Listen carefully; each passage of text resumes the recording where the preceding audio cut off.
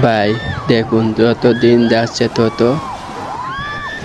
পৃথিবীর আবহাওয়া চেঞ্জ হচ্ছে। পাকিস্তানে দেখুন কি অবস্থা। একটি পার্কের মধ্যে পাকিস্তানের অনেক শহরেই এরকম অবস্থা হয়েছে।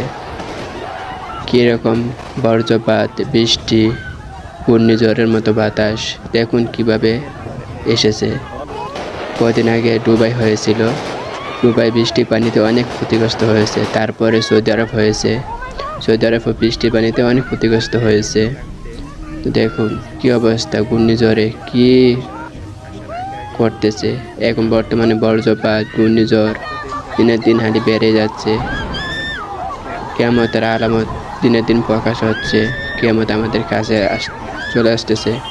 এসব হচ্ছে মাত্র আমাদের গুনাহগার করার কারণে। পৃথিবীতে আমরা গুনাহ করতে করতে এরকম পর্যায়ে চলে গেছি, আমাদের গুনার আযাব পৃথিবীতে দিতেছে।